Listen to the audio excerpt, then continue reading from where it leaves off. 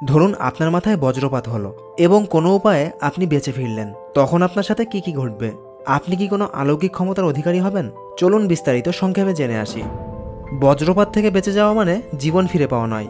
যদি কেউ বজ্রপাতের মতো ভয়ঙ্কর বিপদ থেকে বেঁচে ফিরতে পারে, তখন তার শরীরে এরকম আশ্চর্যজনক দাগ দেখা যাবে, যেটা দেখতে অনেকটা গাছের ডালপালার মতো। এই দাগগুলোকে লিস্টেনবার্গ ফিগার বলা হয়।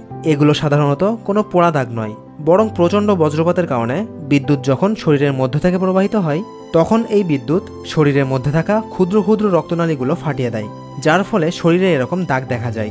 তবে এই দাগগুলো সাধারণত অতটা ব্যথা দেয় না, বরং কয়েক দিন থেকে কয়েক সপ্তাহের মধ্যে সেগুলো আবার মিলিয়ে যায়। কিন্তু আপনার শরীরে এমন কিছু রোগ বাঁধিয়ে দিয়ে যাবে, যেটা আপনাকে সারা জীবন মনে করিয়ে দিবে যে আপনি কত বড় একটা রেস থেকে বেঁচে গিয়েছেন। সব থেকে কমন রোগগুলো হচ্ছে হৃদযন্ত্র বন্ধ হয়ে যেতে পারে, স্নায়ুতন্ত্র ক্ষতিগ্রস্ত হতে পারে, মাঝে মাঝে খিঁচুনি হতে পারে, স্মৃতিশক্তি ও চিন্তা করার ক্ষমতা কমে যেতে পারে, এমনকি হাত পাও আর আগের মতো সচল না থাকতে পারে। তাই আপনি যদি মনে করে থাকেন যে মাথায় বাজ পড়ার পর আপনার মধ্যে কোনো এক্সট্রা পাওয়ার চলে আসবে, তাহলে আপনি সম্পূর্ণ ভুল। কারণ এটা বিভিন্ন মুভিতেই সম্ভব, কিন্তু বাস্তবতা সম্পূর্ণ ভিন্ন।